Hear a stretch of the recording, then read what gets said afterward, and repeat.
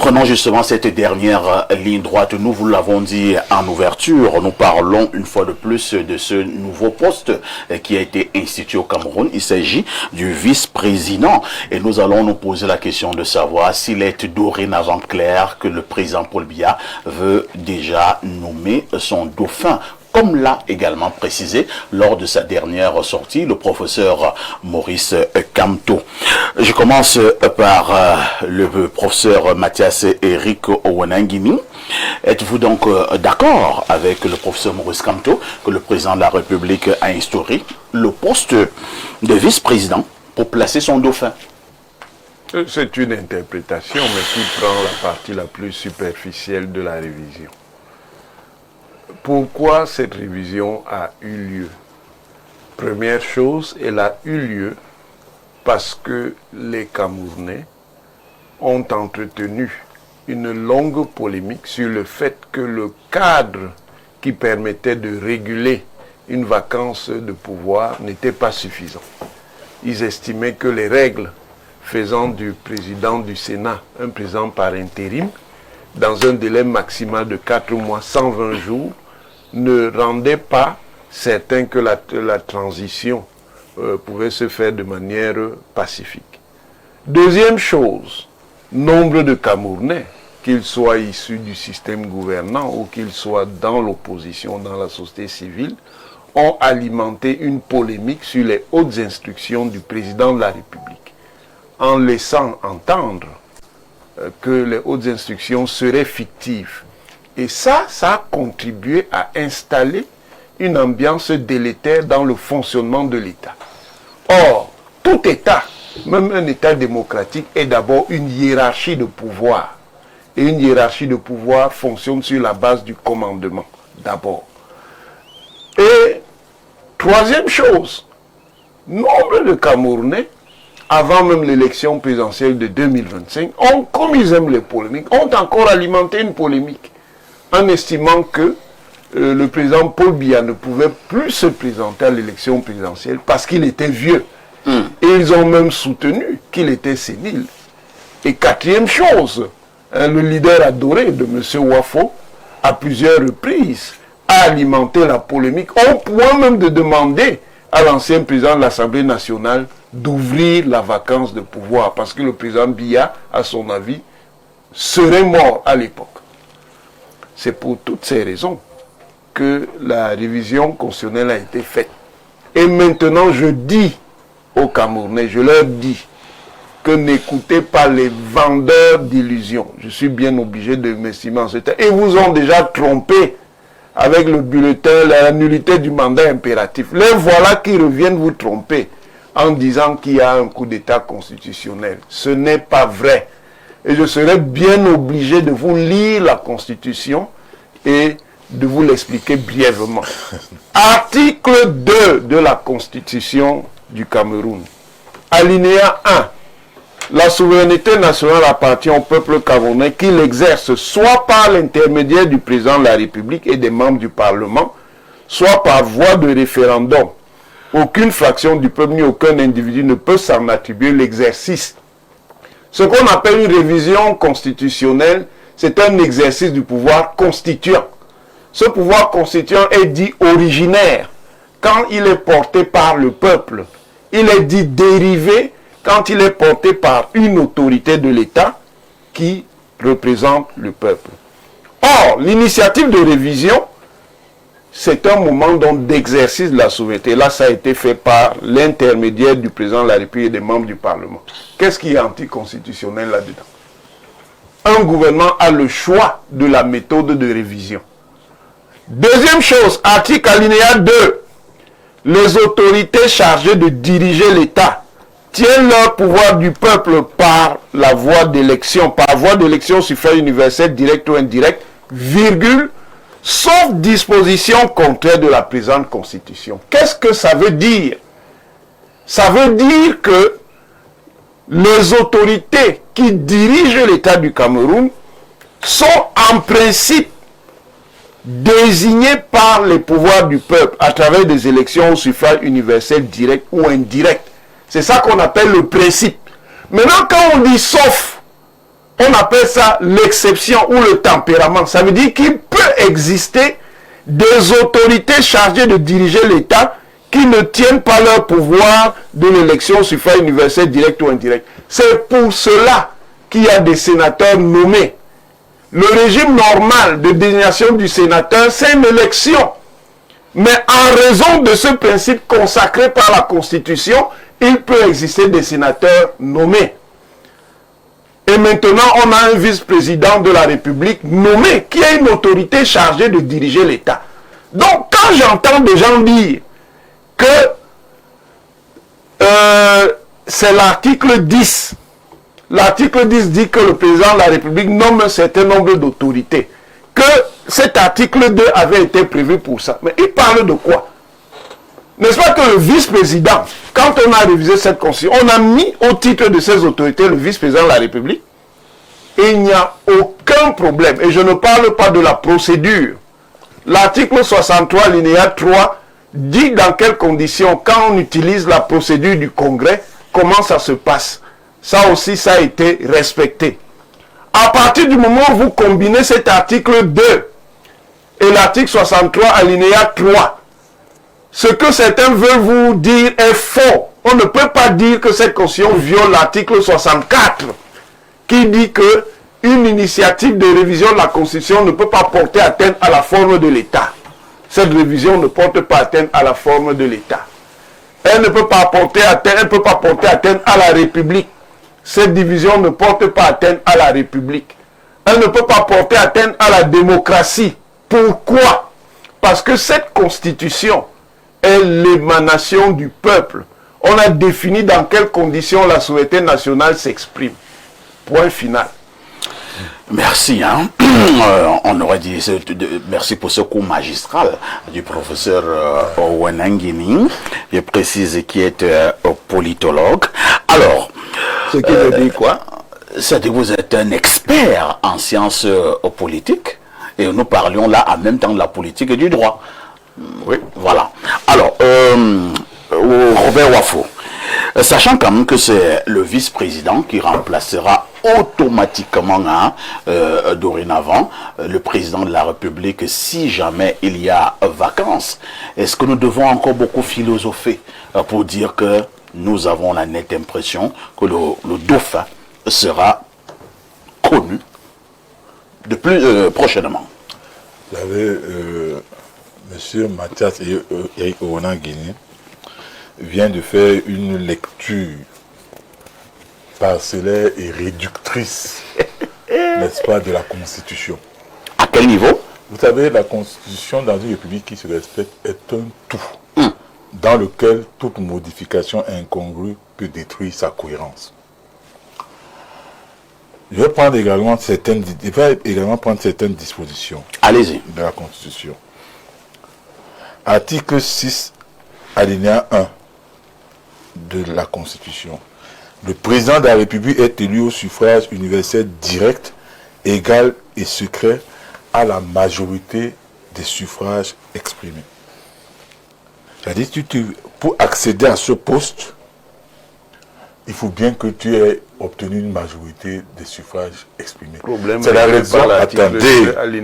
Vous avez parlé, vous avez lu une Bible là. Moi, je n'ai pas régler. Non, mais laissez-moi finir. C'est pour ça que vous allez voir, généralement, il y a des tickets. Dans des pays où il y a un vice-président, généralement, c'est des tickets. Des pays qui les États-Unis, c'est un ticket. En dehors des États-Unis, qui d'autre? Le Bénin, à côté. A le ticket. A des tickets. Je dis là où il y a des vice-présidents. Donc, ne me prenez pas des vice-présidents qui ressemblent un peu au Cameroun. C'est ça. Ça, c'est un. Et maintenant, ça, c'est l'article 6 alinéa 1.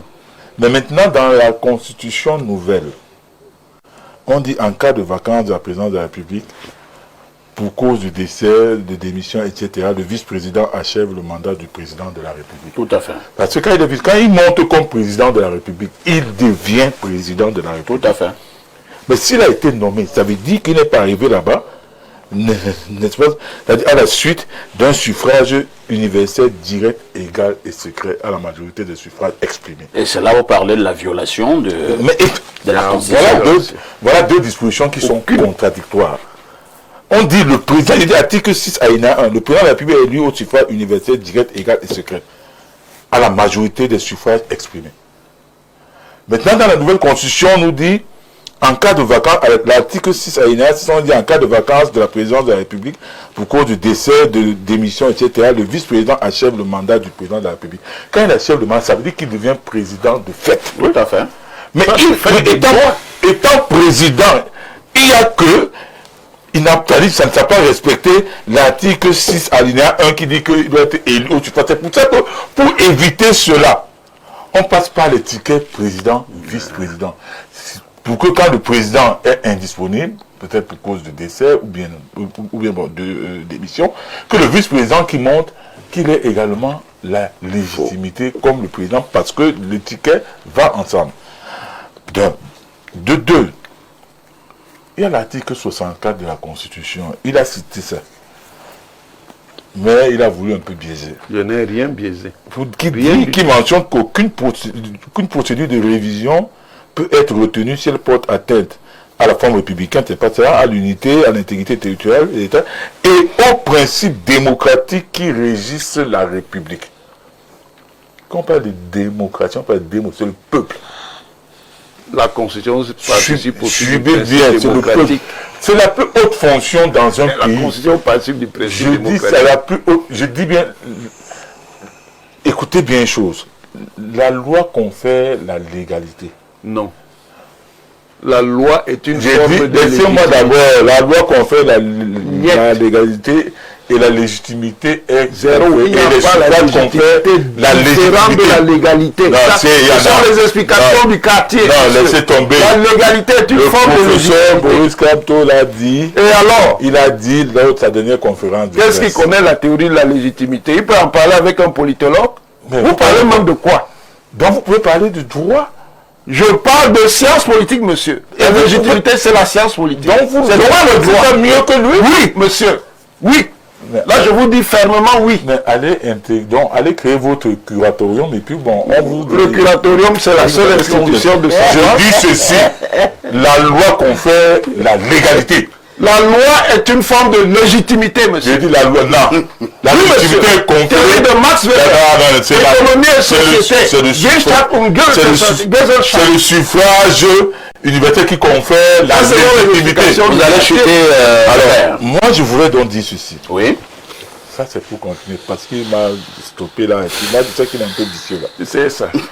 Ce que je vais dire, c'est que, après avoir fait passer le projet de loi, après avoir modifié la Constitution, il y a eu un second texte qui modifie la loi organisant la loi portant organisation et fonctionnement du Conseil constitutionnel. C'est interdit de la modifier. Laissez-moi finir. Pourquoi vous vous agitez? Pourquoi vous avez des outils? Je vous pose seulement la question. Moi, je vous écoute. Hein.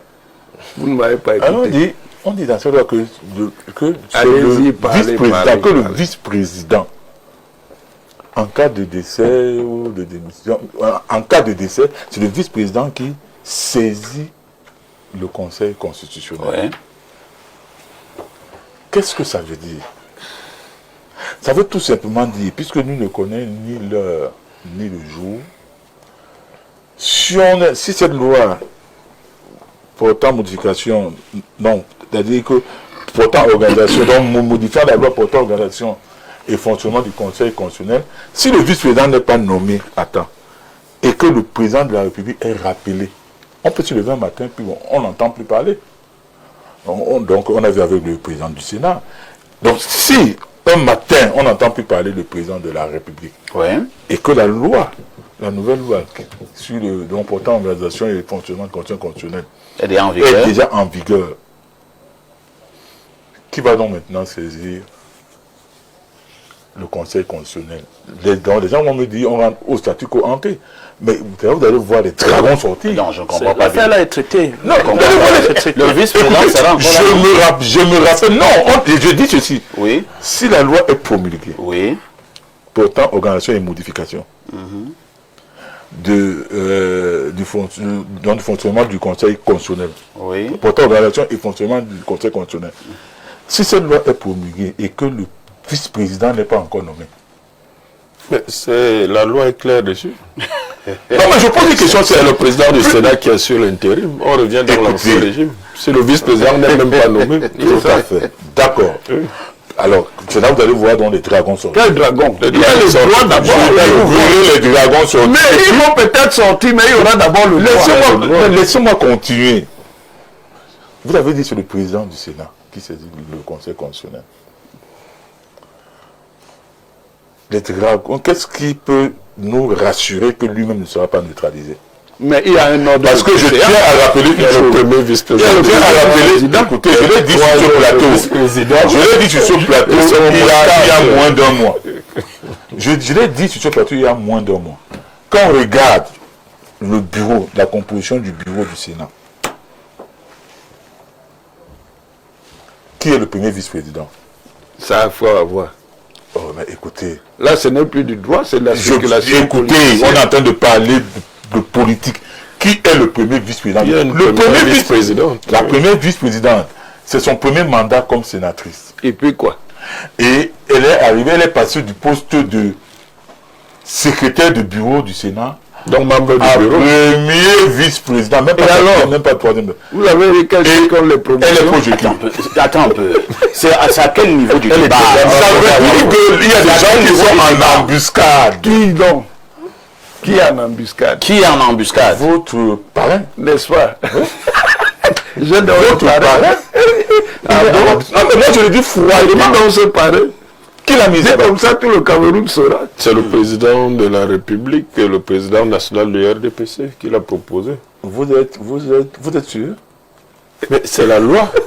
C'est la loi interne au RDPC, les investitures. Enfin, vous voulez qu'on reste au niveau du débat. Hein? Non, moi je voulais dire ceci. Oui, vous n'êtes plus dans le débat, Robert Wafo. Maintenant là, puisqu'ils ont fait passer ça, en dépit de multiples violations.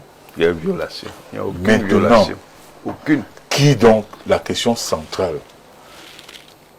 au cas où M. Biya décide de nommer un vice-président, qui sera donc vice-président? Et c'est la question que moi je voulais poser à Soulé. Hein. Je voudrais qu'on évolue. C'est une question fondamentale. Vous allez répondre tout de suite. Moi je dis ceci, puisque au niveau du vice-président, c'est déjà acté. Non, mais il faut... Donc nous allons évoluer. Il faut un anglophone. Parce que, voyez-vous, monsieur, parfois ici, une nation qui s'aveugle de son passé, vous comprenez, est vouée à trébucher sur son présent. C'est compris. Il faut que ce soit clair. Sous les territoires qui se sont mis ensemble pour former... Quel devrait être le profil du nouveau vice-président au Cameroun? Je vais réagir tout de suite à votre réponse, à votre question. Je vous suggère d'être un peu plus précis et concis. Nous n'avons plus de temps. Nous avons d'ailleurs débordé. On vient de bénéficier de 30 minutes. Donc il nous reste exactement, pratiquement 17 minutes à passer ensemble. 30 minutes, puisqu'on a... À partir de 14 h, nous a ajouté 30 minutes. Voilà. Donc il reste 17 minutes. Je ne sais pas pourquoi, quand c'est moi qui veux parler, tu me coupes toujours. Non, je vous suggère juste d'être précis et concis. Je vais être précis et concis. D'accord. Qu'est-ce que vous en savez? Allons-y. En 1979, M. Biya est Premier ministre. Il y a des travaux de la révision constitutionnelle qui sont conduits par Aïssi Vodon, le ministre Aïdé Vodon. Le Premier ministre Biya l'appelle 4 ou 5 fois pour lui demander s'il est maintenu la disposition constitutionnelle qui fait du Premier ministre le successeur constitutionnel. Aïssi Vodon lui dit oui. M. Biya bénéficie de cette disposition.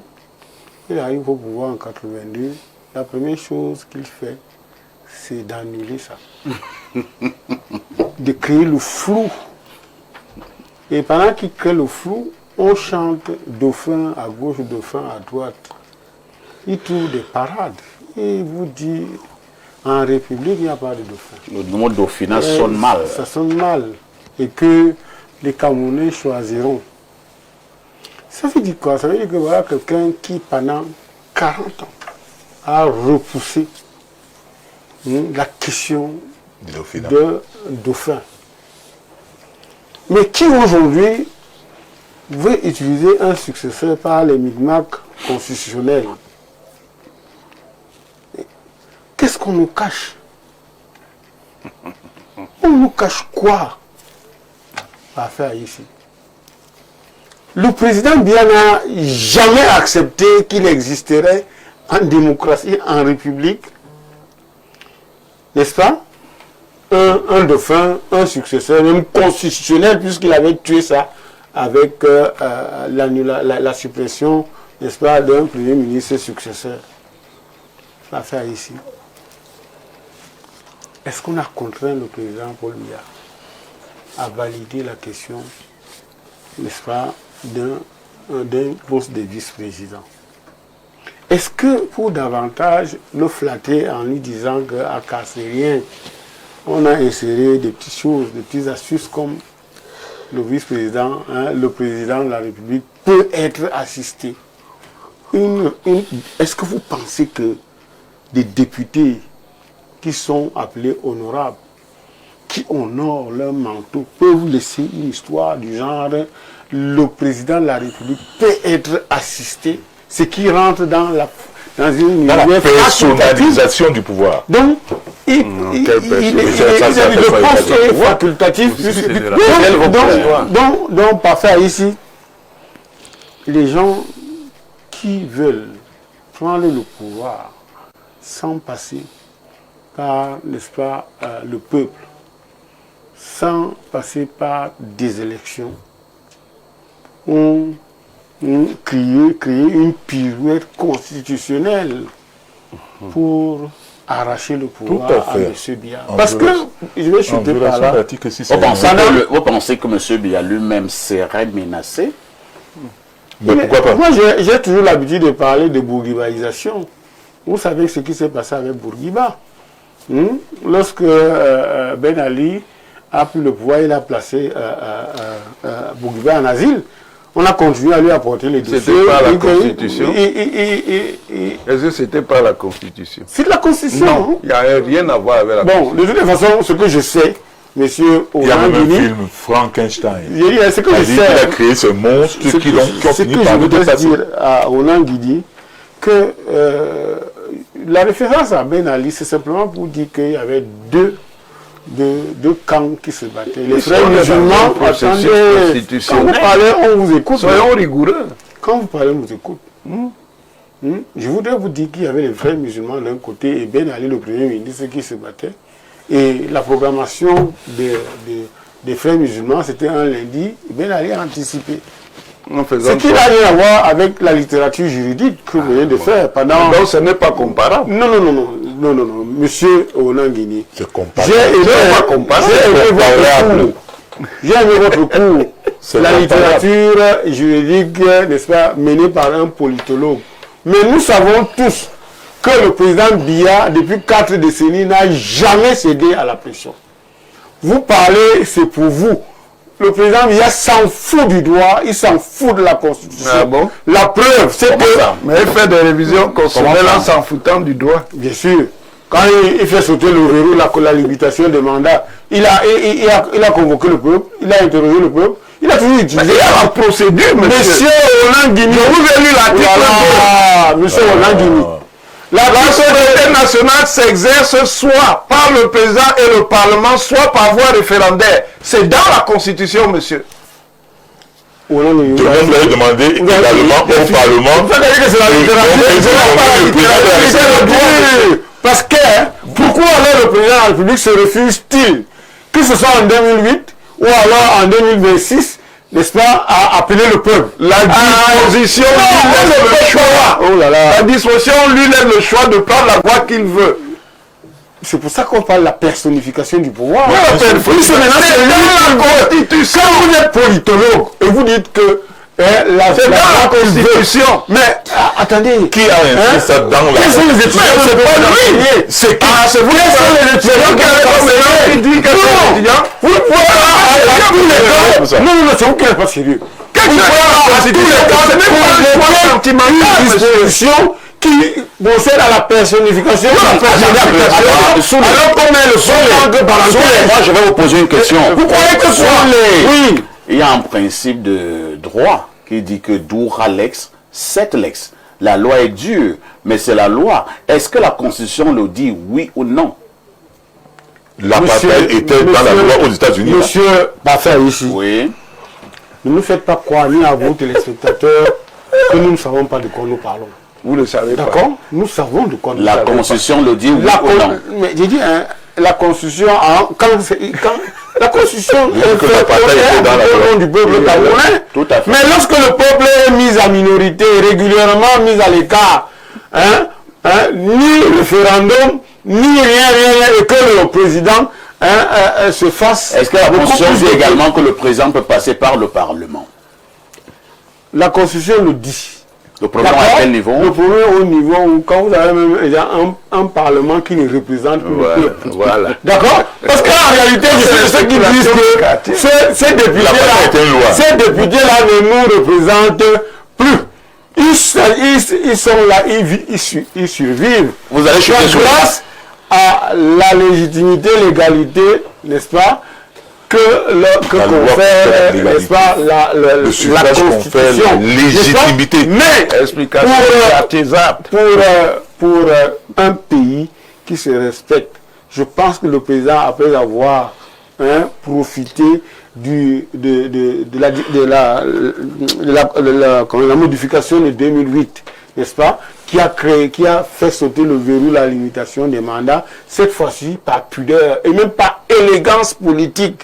Bon, vous allez me dire qu'il n'y a pas de morale en politique, mais je convoque quand même la morale à un moment donné, lorsque ça fait jaser, le président de la République aurait pu s'adresser au peuple. Il aurait pu utiliser la voie référendaire qui était, n'est-ce pas, le meilleur garant de cet espoir. Nous allons lire, nous allons s'il vous plaît. Ne pas le faire. Nous repartons une sorte de hold-up. On vous a suivi sous les. On vous a suivi. Repartons rapidement au niveau de notre messagerie. C'est nombreux téléspectateurs à travers le monde qui se plaignent que l'émission est interactive, mais on ne leur donne pas suffisamment aussi la parole. Bonjour le panel, s'il vous plaît. Dites à M. Wafo d'apprendre à écouter. Les membres du gouvernement ne sont-ils pas légitimes parce qu'ils sont nommés? Sachez que ces membres détiennent une légitimité qui leur a été conférée par le président de la République. Ils partagent une partie de sa légitimité avec son gouvernement. C'est Herman Dodja qui envoie cette contribution. Vicariale. Précisément. Bonjour Monsieur Aïssi et à tout le panel de libre expression de ce jour. J'invite les gens qui pensent que c'est la voie du référendum qui aurait conféré un caractère plus légitime à la révision actuelle de la Constitution et ils doivent se référer à l'histoire du Cameroun et se souvenir que les autorités actuelles, qui par ailleurs sont là depuis les années des indépendances, ont un triste souvenir de ce qui s'est passé en 1966 où le Cameroun a vu une partie de son territoire et ses fils avec à la faveur d'un référendum truqué. C'est M. Noir-François depuis Douala qui envoie cette contribution. Au niveau de la France, un téléspectateur nous dit ceci. Bonjour parfait et à ton plateau, le pape doit prier et chasser les démons comme Wafo et Kamto du pays. Non. Nous n'allons pas traiter Wafo et M. Kamto de démon. Hein. Vraiment, et je ne continue pas à lire votre message. On va prendre... diaboliser aussi, vous êtes à mission. Quoi. Bonjour, j'ai juste une question. Si le président de la République décède sans avoir nommé le vice-président, comment ça se passe? Je pense que c'était la préoccupation de M. Wafo tout à l'heure. Hein. Article 6.7. Un autre message nous dit ceci. Bonjour, Perfecto, le sac de modérateur, et bonjour aussi à ton panel. Après le cours magistrat du professeur Mathias Eric Owenengini, s'il te plaît, ne donne plus la parole aux gens qui viennent balbutier sur le plateau. C'est Georgie de Simbok, Immeuble Rose, qui envoie ce message. Un autre débat. Pourquoi le titre du débat porte le nom d'un ancien opposant qui ne représente rien en termes de prise de décision ou bien de la gestion du pays? C'est Séverin depuis en commun qui envoie cette contribution. Quelqu'un me dit ici, on n'a rien à faire avec leurs sentiments et des fausses interprétations de la Constitution. Bonjour, perfecto. C'est Jacques depuis Douala. Jean-Robert se plaint de la confiscation du pouvoir du président. Or, le professeur Kamto lui-même a déjà dépassé la limitation des mandats au sein du MRC. Mais il ne condamne pas. J'ai donné Chi pour le profil du vice-président de la République. Avez-vous l'impression qu'un profil devrait être respecté? Quel est le profil? Vous pensez que qui peut véritablement être à même d'occuper ce poste, le poste de vice-président de la République du Cameroun? Nous, SDF, on a pensé que quelqu'un qui vient de la former Southern Cameroun, c'est-à-dire du nord-ouest ou du sud-ouest, pour des raisons historiques et politiques, était mieux placé pour être vice-président. Donc un Camerounais d'obédience anglophone. Oui, mais je dis anglophone du nord-ouest ou du sud-ouest. Il faut être très précis là-dessus, parce que le mot anglophone fait aussi polémique. Mais moi, personnellement, je sais aussi que ceux qui gouvernent peuvent se faire sur cette demande pour mettre un anglophone pour qu'il passe quelque temps, et après on le change pour mettre une autre personne avant le jour dit. On connaît que ça peut arriver la personnification, la personnalisation. Surtout que c'est le président qui nomme, on connaît que ça peut arriver comme ça. Donc voilà la position du SDF qui a pour le moment été exprimée, sauf si on s'assoit encore pour délibérer et prendre une autre position. Cette position a été exprimée par le président national à travers une conférence de presse. Donc cela, on est clair là-dessus. Cela dit, je suis quand même étonné que le professeur Onangini cite des polémiques comme être des motivations pour la modification constitutionnelle. En quelque sorte, pour dire que les polémiques étaient vraies. Si il appelle ça polémique, mais il justifie que c'est à cause de cela qu'on est arrivé là où nous sommes. Ça veut donc dire que ce qui était dit était vrai. Non. Mon appréciation sur le contenu de cette constitution, d'abord dans son article 6.3, en anglais, ça lit The President shall be assisted by the Vice President. En français, ça lit le président peut être assisté par le vice-président. C'est déjà... Donc c'est pas une obligation. Oui, c'est déjà problématique que dans un même pays, la constitution, une disposition ait deux versions qui ont un sens différent. Non, attends, ne passez pas comme ça. En anglais, ce que vous venez de dire, c'est différent. The president shall be assisted. C'est obligatoire. Il serait assisté. En anglais, the president shall be assisted. Alinéa 6.3. The president shall be assisted. En français, c'est le président peut-être. Ça veut dire qu'il peut ne pas. Ok? Donc, le choix de mots pose un problème. C'est différent. C'est comme ça les deux versions. Oui, en anglais, 6.3 de cet amendement. C'est grave. Alors, maintenant, je ne veux pas que les Camerounais s'attardent sur les arguments juridiques, que est-ce que juridiquement c'est fondé ou juridiquement c'est pas fondé. Parce que juridiquement c'est fondé. Et on peut faire des reproches, mais ces reproches doivent être, s'il vous plaît, ces reproches doivent être des reproches d'ordre politique et sûrement pas juridique pour le moment. Parce que, comme dit l'article 2, quelque chose de la Constitution, la disposition contraire a donc été mise en place pour permettre au président de la République de nommer. Voilà la disposition contraire au principe de l'élection par suffrage universel, direct ou indirect. Donc la disposition contraire qui permet au président de la République de nommer un vice-président a été mise. Mais ce qui permet au président de créer un dauphin, le dauphin dont lui-même le président avait dit que ça sonne mal en démocratie. Le président confirme, le président avait dit lors d'une interview que le mot dauphin sonne mal en démocratie. Le président confirme lui-même le président confirme lui-même que nous sommes dans ce qu'on appelle, le professeur Onangini appelait une monarchie républicaine. Nous sommes dans un pays, dans une monarchie, et la constitution est faite de telle sorte que le monarque peut utiliser à un moment donné pour faire ce qu'il veut.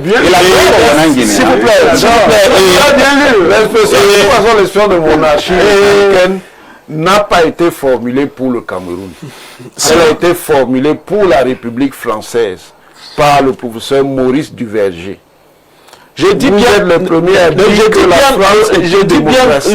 Je dis bien que le Maurice Duverger vous a dit que la France est une monarchie républicaine. Je dis bien que le fonctionnement du Cameroun à l'heure actuelle a ces critères-là. Le fonctionnement du Cameroun à l'heure actuelle a ces critères-là. Oui. Just one second. Il faut dire que comme le président de la République, Paul Biya, a changé de ce qu'on n'était pas en monarchie, en oligarchie, maintenant il a changé, il a déjà le fin. Il faut aussi admettre que Onangini a changé. Onangini 1, ce sont les une monarchie, est devenu Onangini 2, qui accepte que... vous dites vous donner des numéros. Je vais dire que maintenant il y a des choses que on a mis en tout cas c'est normal parce que le monsieur Wafo lui il est jusqu'à 5. Non, il y a cela quelque temps. Et 6. Il y a cela, s'il vous plaît, Robert, il y a cela quelque temps sur ce même plateau, je vous avais parlé de la fin du système royaumique. En fait, le Cameroun fonctionne comme un royaume où il y a un roi suprême, le chef, le roi des rois, qui est Paul Biya. Et nous sommes dans une phase décisive de la fin de ce système royaumique qui va faire tout pour se reproduire, ce qu'on appelle la reproduction politique. La phase décisive à l'heure actuelle a effectivement sonné quand vous avez vu qu'on a remplacé au niveau du Sénat, on a remplacé le président, au niveau de l'Assemblée, on remplace le président. Et maintenant, on fait des modifications constitutionnelles pour préparer un vice-président qui a en effet un dauphin. Et maintenant, de manière naturelle, le président du Sénat s'en est allé, paix à son âme, pour dire juste au Camerounais qu'on ne doit pas s'attarder sur des faits juridiques. Allons politiquement. Les faits actuels permettent au RDPC, les données institutionnelles permettent au RDPC de vouloir faire n'importe quoi. Ils ont la majorité partout. Que les Camerounais s'organisent à aller vers les élections locales de manière à avoir un contrepoids qui va leur permettre de reprendre leur pays et de redéfinir les fondations de ce pays. Et que certaines personnes qui s'indignent aujourd'hui sachent avoir la honte parce qu'ils ont participé à ce projet. Ce projet commence depuis 2008, quand on a enlevé le verrou de limitation du mandat dans la Constitution de 1996. Vous parlez de qui? Certains acteurs qui sont dits de l'opposition aujourd'hui étaient au gouvernement. Bien sûr que non. Certains acteurs qui sont de l'opposition aujourd'hui étaient au gouvernement. Aujourd'hui, ils parlent de ils se connaissent. Aujourd'hui, s'il vous plaît, je ne suis pas obligé de mentionner les noms. Aujourd'hui, cela parle du gré à gré. Ils font comme s'ils ont inventé une tuerie. Laissez-moi parler. Quand vous parlez, je ne parle pas. Je vais vous concerner. Il s'agit de vous. La personne s'est reconnue et il faut aller lui dire que le gré à gré, ils ont commencé ça en 2008 et nous autres, on ne va pas prendre les leçons venant d'eux. Qu'ils cachent leur face de la honte et ne viennent pas parler de gré à gré comme s'ils ont inventé une théorie scientifique. C'est eux qui ont fait ça depuis 2008 et nous subissons aujourd'hui le gré à gré qu'ils ont consacré. On est en train de vouloir entrer dans la phase. Nous venons encore de bénéficier de aujourd'hui comme s'ils sont les saints, ils ne savent rien. Monsieur Dieu, nous ne croyons pas des leçons d'un astre mort. Oh là là. Je dis bien, vous parlez trop de la mort parce que politiquement, vous avez fini Michel Wafo. Et vous le proclamez à à plusieurs reprises. Vous êtes fini politiquement. Évoluons. Je disais... Vous ne voyez pas la vie. Nous, on voit les choses devant vous, voyez que la mort. Vous êtes fini. Nous nous calmons. J'étais comprendre que la hiérarchie, compte tenu de l'intérêt, de l'importance de... Politiquement, vous êtes fini. Vous êtes dans FCC. Nietzsche est dans FCC comme président. Vous n'en parlez jamais. Vous êtes ici pour chanter comme le matin, midi et soir. Vous êtes fini politiquement. Vous constatez votre mort et proclamez-le. Faites montre de maturité. Tout le monde est mort comme vous. Faites montre de maturité. Nous bénéficions donc une fois de plus d'une rallonge. 15 minutes supplémentaires. Le RDPC a été indexé tout à l'heure, Jean-Baptiste Anvouna Atemangue. Moi, je vous amène sur un autre terrain, parce que je vois les gens évitent de parler du profil du nouveau vice-président. Moi, je pense qu'en allant vers les profils, nous évoluons au niveau du débat. J'ai lu la presse, j'ai écouté la même presse ces derniers temps, les réseaux sociaux. Il y a un nom qui est de plus en plus évoqué. Il s'agit de Franck Emmanuel Biya. Pour ceux qui ne le savent pas, c'est le fils du président de la République du Cameroun. Beaucoup pensent qu'il ferait le job, il serait un bon profil pour être le vice-président du Cameroun. Alors, une telle nomination, Jean-Baptiste, est-elle envisageable? Tout à l'heure, je crois que entre la vision juridique et la vision politique, il y a eu un débat sur la légitimité. Tout à fait. Et je pense qu'en République, faire les choses légalement confère une légitimité. C'est clair. Donc, la loi n'a pas précisé que le vice-président devrait, comme ce fut le cas lorsqu'à l'époque la Constitution, après l'unification, précisait que de 61-72, voilà, si le président est francophone, le vice-président devrait être anglophone et vice-versa.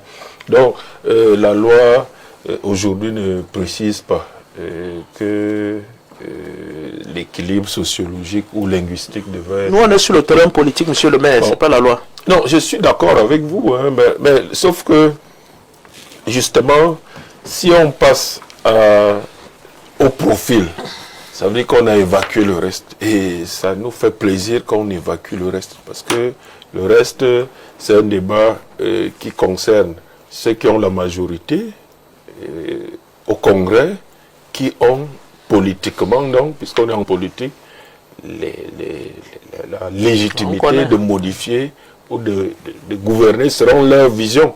Et le président de la République vient d'être réélu démocratiquement. À la majorité absolue. Donc, il a cette légitimité de faire un certain nombre de réformes. Deuxièmement, est-ce que le vice-président dans l'histoire politique moderne, vous avez quand même eu ailleurs le problème référendaire. C'est que le référendum est généralement détourné. Vous pouvez avoir pour d'autres buts, vous pouvez avoir une bonne réforme. En France. Voilà, vous pouvez avoir une bonne réforme. Vous posez la question, les hommes politiques transforment une question en une autre. En l'occurrence, ils veulent transformer le référendum en nouvelle élection. En nouvelle élection présidentielle. Donc, on sort d'une élection présidentielle il y a 5 mois, faire un référendum pour reprendre une élection présidentielle. Les questions qui sont posées. Avec le caractère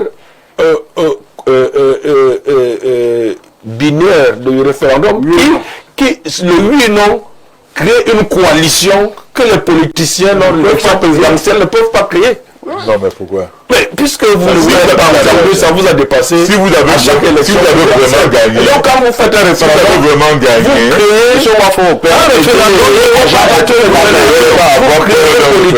Vous créez politiquement une coalition qui est que les acteurs politiques n'arrivent pas à créer. Donc vous avez évité le référendum à dessein. Non, ce n'est pas ça. Je vous dis, mais c'est ce que vous avez dit. Quand vous avez une bonne réforme et que vous avez la légitimité et la légalité de la faire autrement, vous avez le droit de le faire comme la loi le prévoit. Et c'est ce qui a été fait.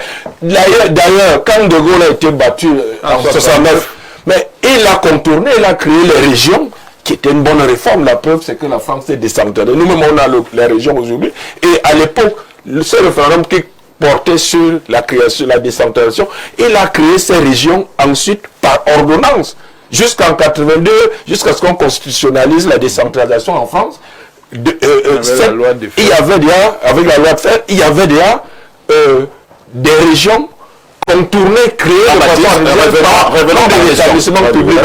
C'est pour dire tout simplement que le problème référendaire ne règle pas quand on est de bonne foi et qu'on veut faire des référendums, surtout qu'on vient de lire un président de la République et qu'il a respecté la Constitution et les règles. Quand le peuple s'exprime, mais le peuple vient de s'exprimer en les lisant. Mais Jean-Baptiste, le problème, le cas Franck-Emmanuel Biya.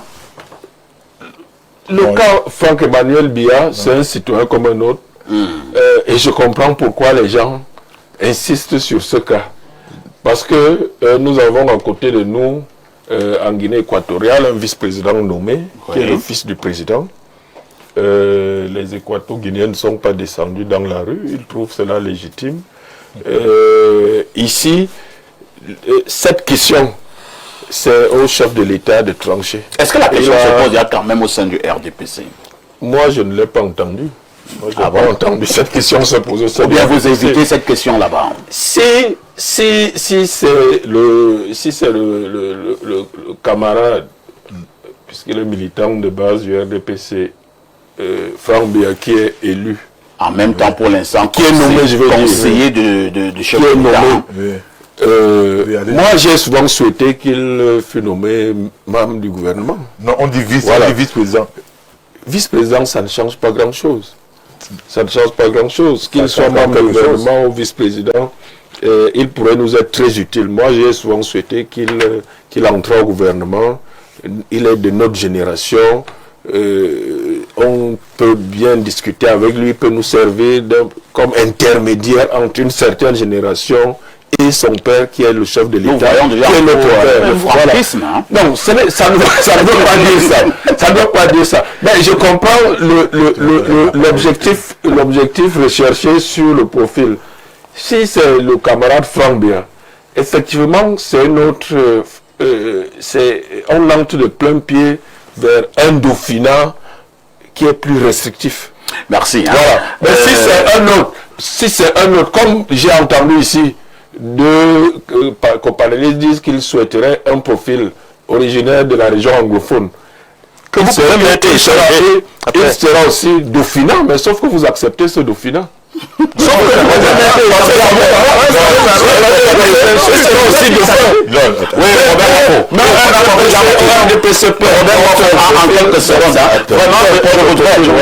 Pour les quelques secondes qui nous restent avant de parler,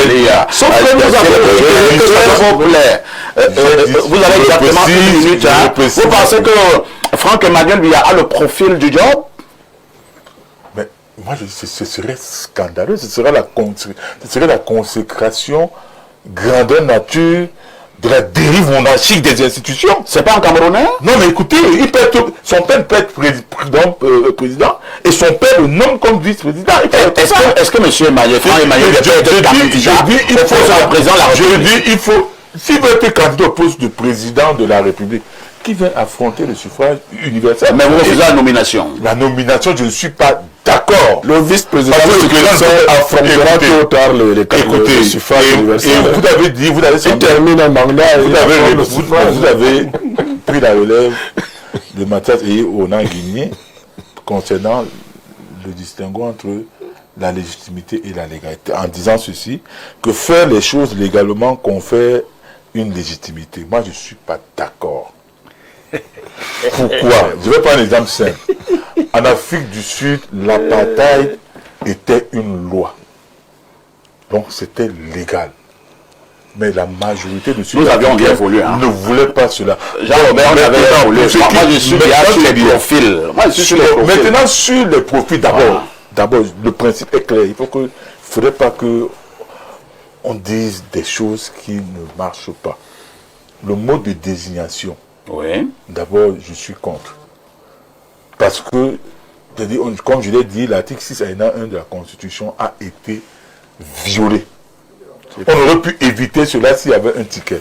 Maintenant, vous l'avez suffisamment dit. Maintenant, quand ça se concerne dans le profil, j'ai dit ceci, une nation qui s'aveugle n'est-ce pas, sur son passé, est voué à trébucher sur son présent. Le passé du Cameroun, c'est quoi? C'est deux territoires qui se sont mis ensemble pour former le Cameroun. On est passé par là. Pas deux territoires. C'est deux territoires. Il y avait le territoire francophone. C'est un État et un territoire. Il dit avant que le Cameroun... Je dis c'est un État et un territoire. La constitution... Voilà la procédure. Mais laissez-moi finir. Voilà. La constitution fédérale dit quoi dans son préambule? Des histoires. L'ancien territoire, dans le territoire du Cameroun, dans le territoire... Le Southern Cameroun. le territoire... Qui n'était pas un État. Du territoire... C'est quoi, c'est oriental. Comme ça, anciennement appelé le Cameroun oriental. Et le Cameroun occidental se mettent ensemble Non. pour former une république, la République fédérale. Le Cameroun oriental et le Cameroun occidental n'existaient pas avant 61. Je dis la constitution de 61. La constitution fédérale qui consacre la République fédérale du Cameroun. Dans son préambule, parle de deux territoires qui se sont mis ensemble. C'est deux États fédérés, ce n'est plus deux territoires. Est-ce qu'il y avait l'État Non. fédéré? Mais là, le Est-ce qu'il y avait l'État fédéré? de l'État occidental? beaucoup de confusion. Est-ce qu'il y avait un État. Est-ce qu'il y avait Et un trust territory. Non. Voilà ce qui est dans le processus des Nations Unies. Non, vous aurez le temps de regarder. Merci Robert. Non, on a suivi. C'est pour dire ceci. On a suivi. Non, on a suivi.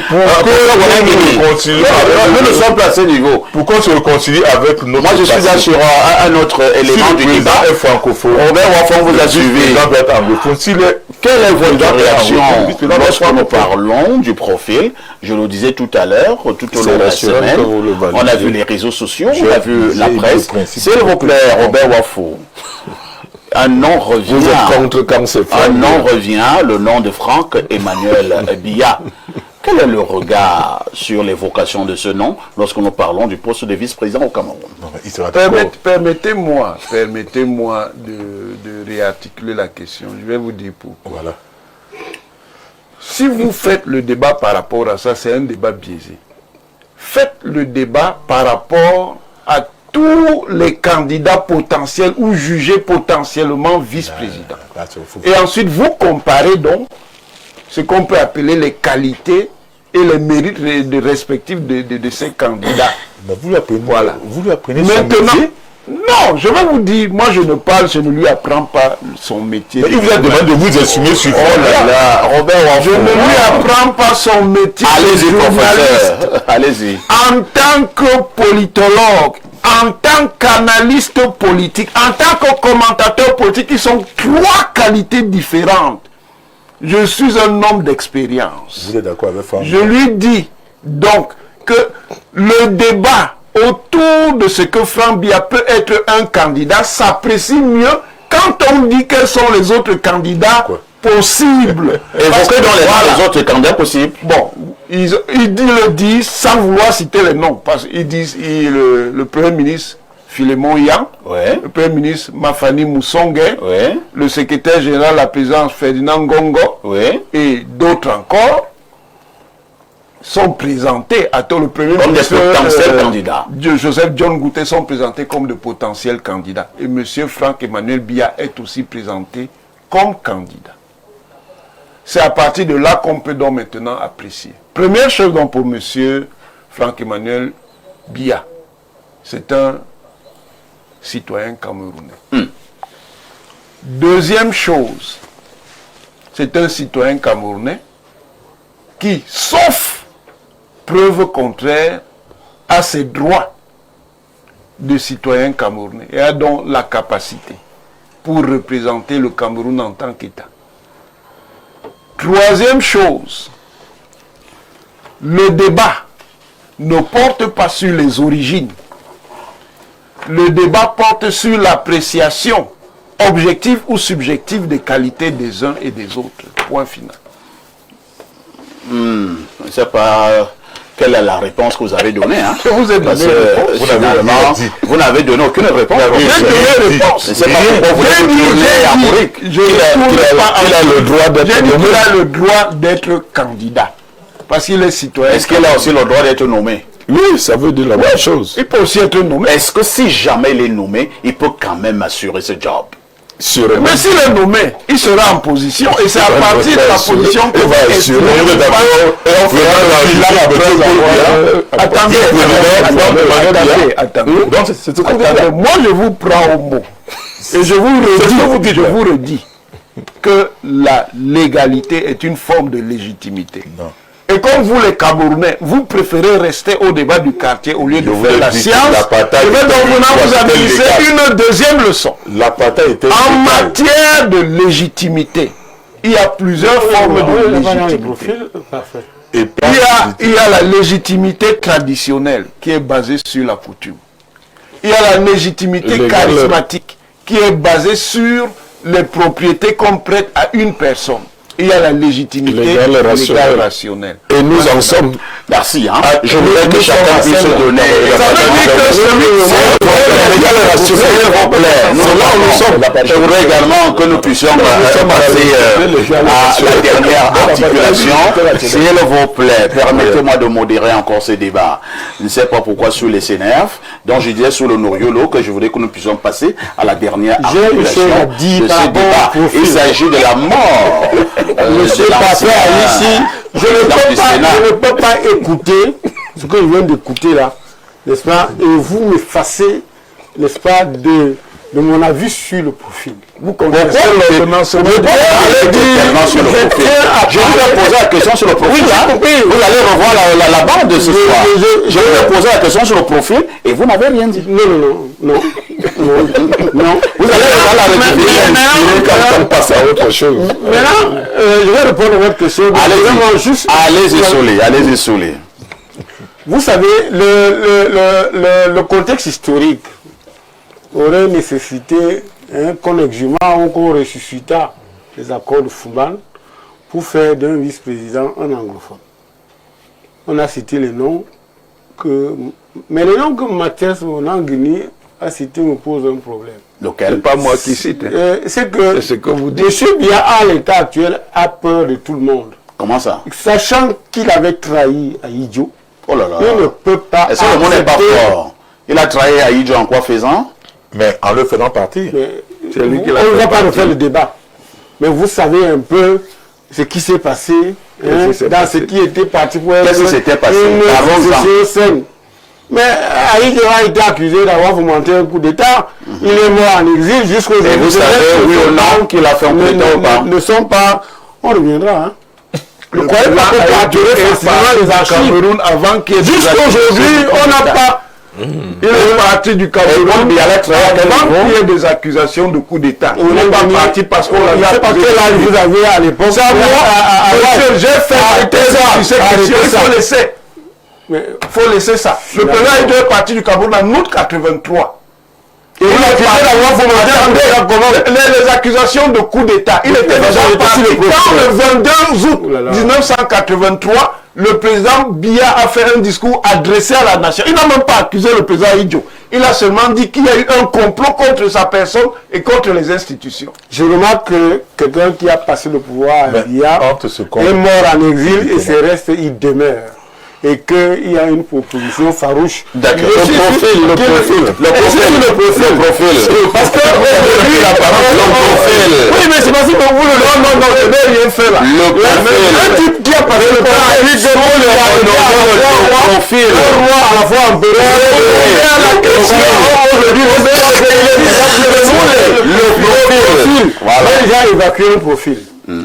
Qui pouvait être un anglophone. Monsieur Biya n'a plus confiance. N'est-ce pas? Et il ne va pas donner ça à un anglophone. Maintenant, le profil Franck Biya a ceci de particulier que, il n'a pas des états de service. On peut parler de Faure et Adema, on peut parler de Kabila, ou alors on peut parler de Ali Bongo. Mais au moins, on les a vus grandir dans le système de Serail. Donc, la vice-présidente ne saurait être une création spontanée. Quelqu'un qui n'a pas des états de service, et aujourd'hui on le bombarde vice-président. C'est-à-dire que si le président Biya le Il y a une fait, école où on forme les présidents et les si vice-présidents. le président... Non, François Hollande est devenu président sans avoir été Haïti, ministre un jour. Hein. Diomaye, quel profil suivait? Haïti, dans le contexte actuel, Diomaye, quel De profil? la Corée. attendez, ne mélangeons pas les choses. En réalité, quand je dis par rapport à Franck, c'est parce que je voudrais lui éviter, n'est-ce pas, le massacre des dragons, C'est la menace. des crotales, que le régime le doit engendrer. Si ces gars, hein, qui pensent que c'est leur tour, voient arriver Franck Emmanuel Biya, ils vont le manger. Vous voulez faire peur à Franck Biya? Je lui donne un conseil qu'il n'accepte pas. Parce que C'est compris. le père peut le faire, mais dès que le père ne sera plus là, on va créer le désordre comme en Côte d'Ivoire. C'est compris. Il y a eu Jean-Baptiste mais il n'a pas réglé. je tiens à ce que nous rendons hommage au décès de voilà,